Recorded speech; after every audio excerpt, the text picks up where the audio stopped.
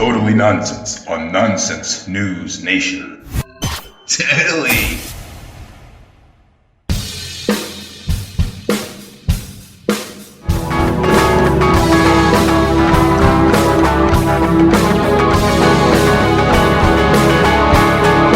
Hello there, ladies and gentlemen, boys and girls, and welcome to another riveting edition of the Big Bang Theory Podcast. I'm Brett Nellis, your Bazinga boy, and we're going to talk about everything Sheldon Cooper, everything Amy, and we're going to have a good time and have a nice little laugh track with the Big Bang Theory.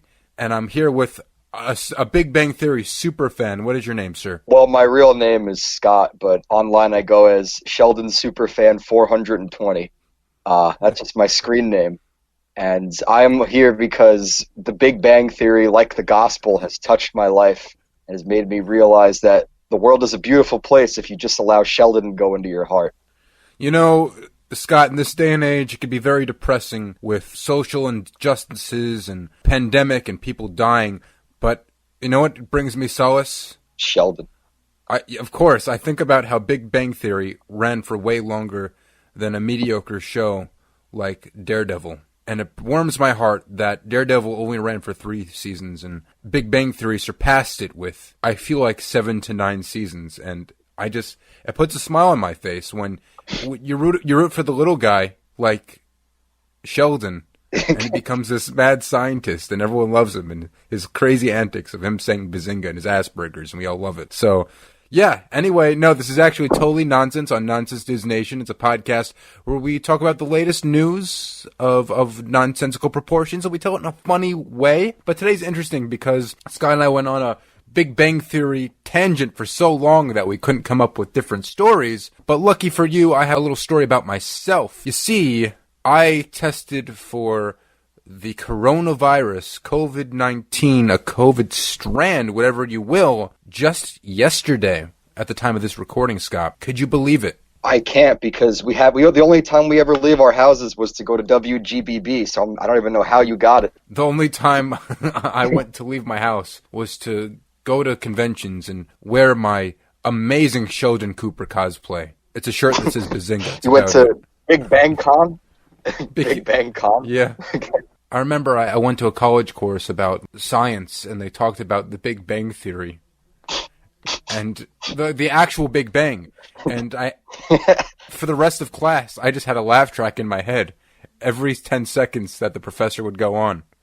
He would talk about, like, evolution, and I'd hear, like, a laugh track, and I'd hear a little Bazinga in my head, and that would be that. Anyway, on a serious matter, yeah, I did test for COVID. And you may ask why. Brandon, your voice sounds like a god. Brandon, you're not out of breath right now. Brandon, what's wrong with you? And to my answer, I say a lot of things, but here's my thing. About, close to 2 weeks ago, I had a little sore throat. Happens. It's okay. Progressed into a runny nose. I thought it was allergies. I had allergies before, but this seemed a little different.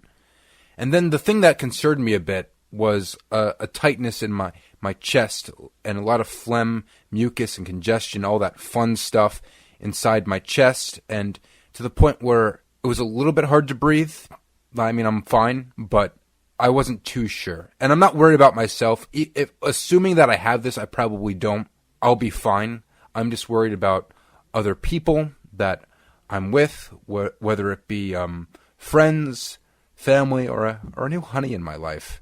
I just don't want to get anyone sick or at danger. So it's important to take this seriously, especially on this podcast where we just talk about the Big Bang Theory and have a nice laugh. Take things seriously about the COVID thing, and that's what I did.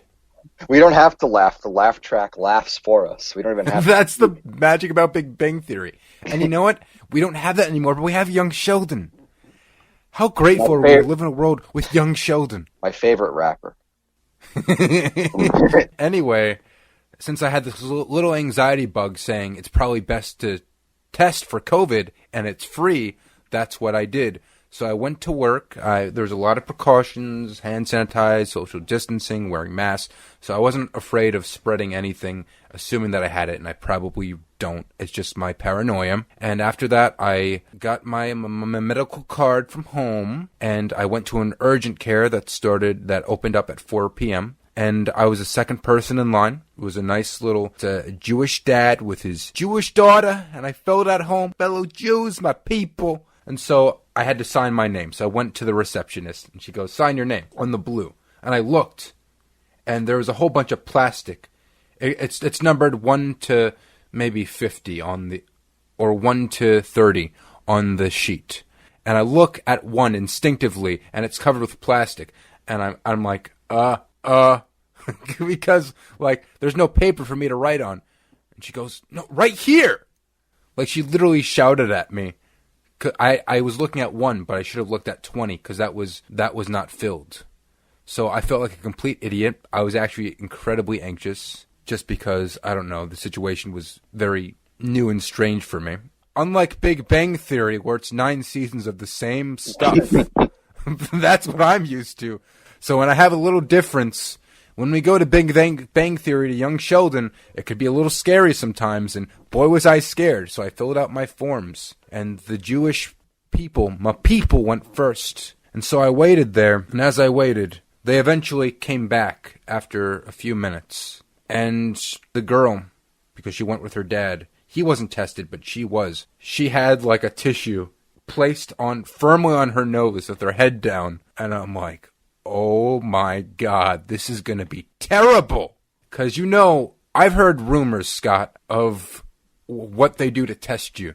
They stick, like, they say it's a swab, but it looks like a freaking needle. And they shove it up your nose. They tickle your brain a little bit and shove it back out. They stick it so far up where the sun don't shine that it's Jesus. But I put on a brave face. I'm like, this is going to be okay. I waited a few minutes, and just as I thought I would be close to ready, a dude walked in. But he was gushing blood on his nose. He had like a towel. Like, you know, like you go to a pool or something, and there's like those free white towels. He had that. He just got out of having the coronavirus test. They did it wrong. He stuck it so far up his nose. That's possible, honestly. If I saw him walk out the urgent care with like a bloody towel, I would have assumed that it was the test gone wrong. And he had blood on his shirt and everything. And he goes, "He sees emergency." and the receptionist's like, "Oh God!" He's like, "Right this way." And so he goes in, and then some Jamaican lady comes in like a few minutes later, and it's presumably that's her husband. And she goes, "I have insurance." And she's like, "Okay." But she's like arguing, saying that she had insurance, but this is the man's insurance. There's this whole debacle. The receptionist was confused. I was confused. This lady was clearly confused. I think he may have gotten to a little tussle or something. So maybe she was a little thrown off, admittedly, but I don't know the situation. I don't know the situation. So they had this whole debacle of insurance or whatever. And so she eventually sat down and waited. And then as we were waiting, a cop car parked right in front of the urgent care. And these big macho cops with tattoos, the ones you see on the news that really grind your gears, they just showed up. He nodded at her, probably because he was dealing with the situation, and the receptionist is like right this way. And he presumably went to where the guy was. And then there's like literally like 4 other cops that came in soon after and went to this person. And so the receptionist apologized to me. She said, "Listen, we have an emergency. We apologize for the wait." And I said, "It's okay." I didn't want to get that stuck up my nose. I was ready to wait. It's fine. And so minutes later, I waited like over an hour for this guy to clean up his nose, because I don't even know what happened. And he walked out with a whole bunch of cops behind him. He got a bad case. Allergies, man. I tell you. And he walked out, the lady. And then there was like an Indian woman that came in. And this older Indian woman, she came into the receptionist and she goes, "I'm here for COVID test." And then the receptionist goes, "Which COVID test?" There's a long silence, a long pause. And then the receptionist goes, "Do you want the swab or the antibody test?" There's another very long pause. Then she's like, "Okay, do you think you have the coronavirus, or are you testing because you think you already had it?" She goes, "No, I don't have it. I definitely don't. But I'm going to have studies, so I need to have check." And what did she mean by have studies? I think maybe she was going to college and maybe her school demanded that she have a test beforehand.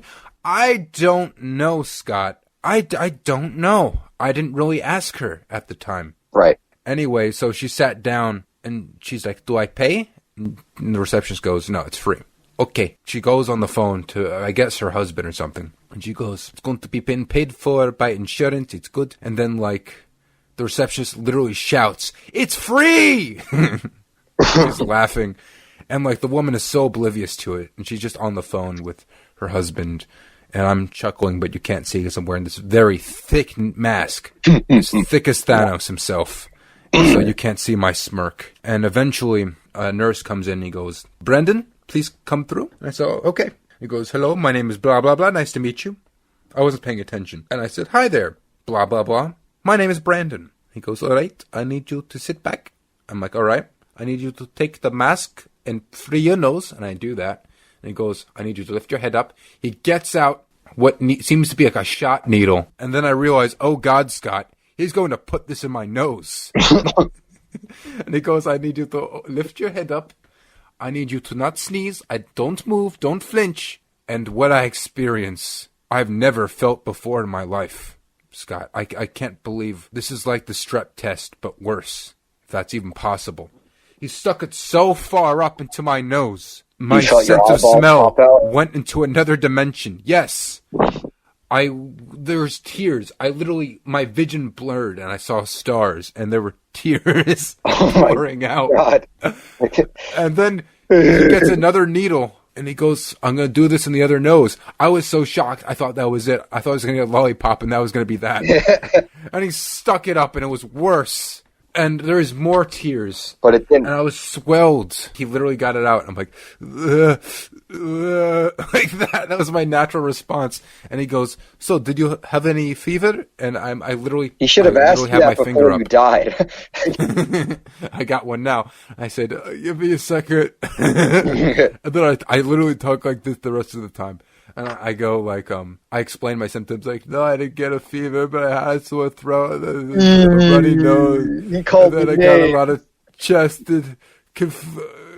congested in my chest, and hard to breathe a little bit, and I just don't want to get other people sick, and I want to make sure. And he goes, okay. And then he checks my blood pressure and my temperature as a nurse does, and he goes, all right, the doctor will be shortly with you. And I was really confused because I thought that was going to be it. Because I said clearly, I'm here for a swab to the receptionist. I said it to him. And now I'm getting a freaking checkup. I've never been to this urgent care before. What's going on? So I wait a bit and I hear something. He goes, yes, he has chest congestion. It's like, deal with it. And the doctor comes in and goes, Brandon, what can I do for you? And I still have that weird voice. And I go, I'm just here for the swab. And he goes, oh.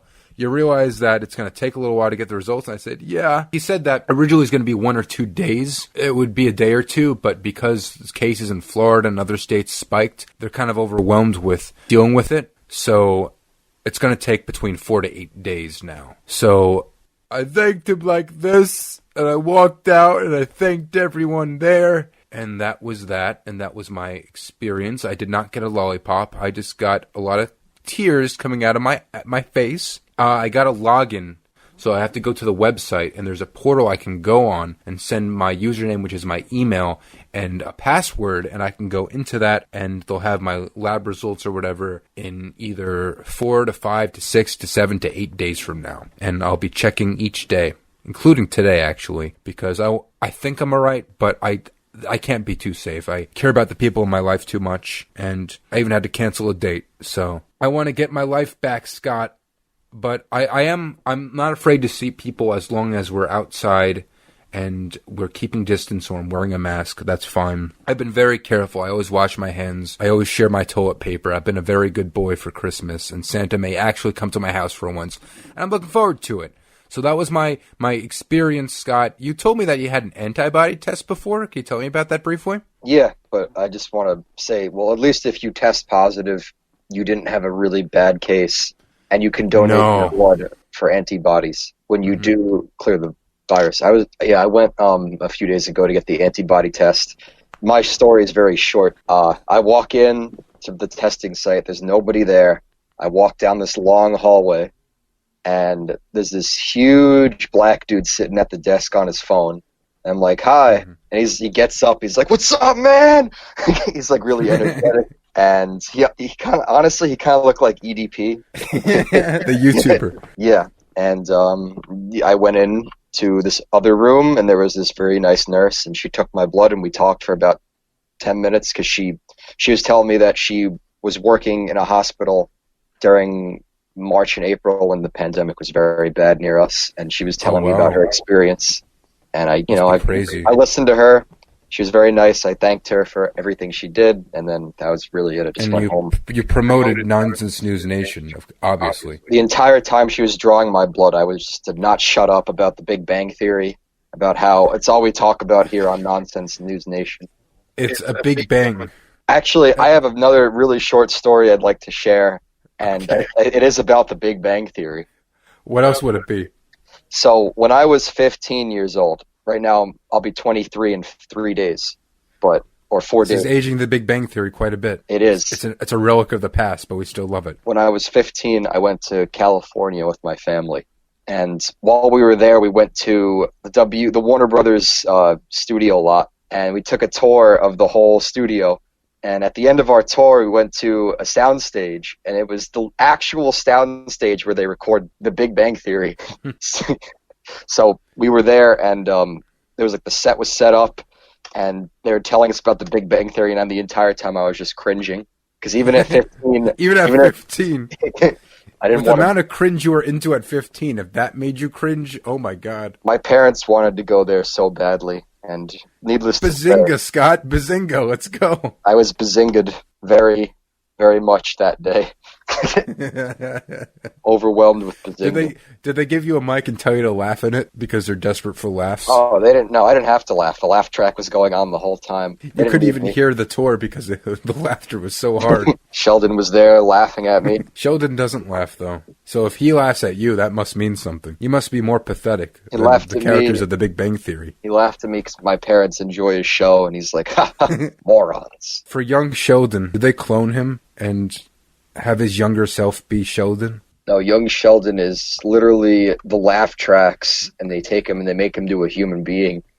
They take the memories and data from every laugh track on Big Bang Theory and form it into an LMD, a life model decoy android, and make it into a young Sheldon. So he's the embodiment of what makes people who like the Big Bang Theory laugh. He's the embodiment of their humor. The Big Bang Theory is gone, right? Now it's just young Sheldon. It's just young Sheldon.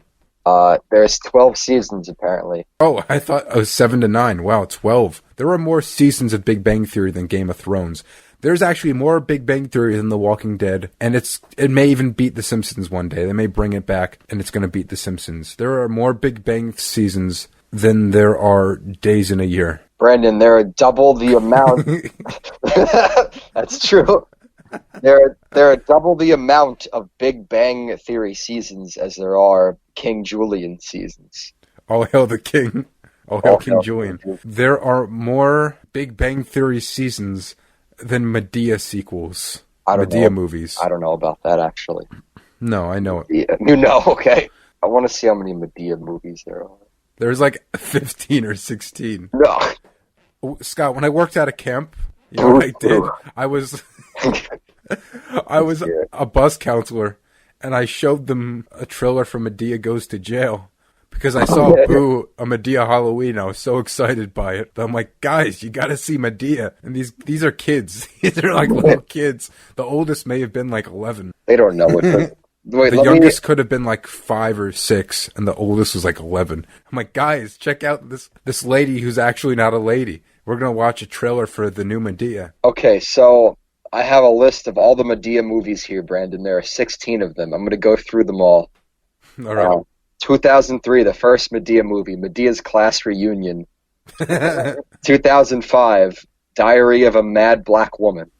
That's Madea, I believe. That is Madea. She's in this movie. She has a gun in the poster. She's pointing it. Hell! Number 3. Hallelujah! 2006, just 1 year after Diary of a Mad Black Woman, is Medea's Family Reunion. Oh, wow. We got to see the whole family. It's like Eddie Murphy, where Tyler Perry plays all of them. but they're all different variations of Madea.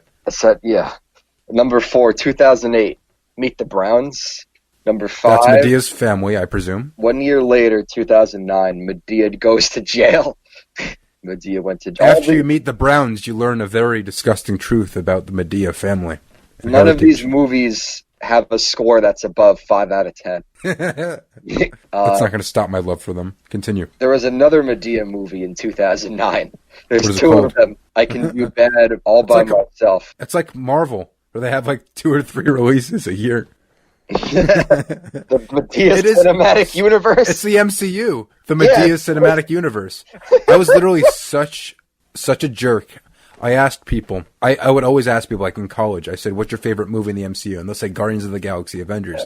Then I go, No, Madea. "Boo, a Madea Halloween," and they're like, "What?" I said, "The MCU." I didn't specify. It's the Madea Cinematic Universe. And they go, "Ah, you idiot!" I go, "No, you're the idiot. Go watch Madea Goes to Jail." Anyway, what's the next Madea movie? Number 7, 2011, Tyler Perry's Medea's Big Happy Family. This is the first time Tyler Perry is before the title. Number 8, 2012, just a year later, Medea's Witness Protection. No, 1 year later, number 9, Madea Gets a Job. Number 10, 2013, the same year, Madea Christmas. So there are 2 Madea movies, 2013. 2014, the 11th Madea movie, Medea's Neighbors from Hell. This is the 2015. This is the only Madea movie that's rated above 5 stars. It's an animated movie, it looks like. Number 13, 2016, Tyler Perry's Boo, a Madea Halloween. That's what I saw. How was it, Brandon? Did you like it? It was so stupid. I loved it. There's a scene. There's a sequel to that. I know. I didn't see it yet. Boo 2. It's like these college kids that are pranking him or her, whatever. And they dress up like zombies. And there's a scene.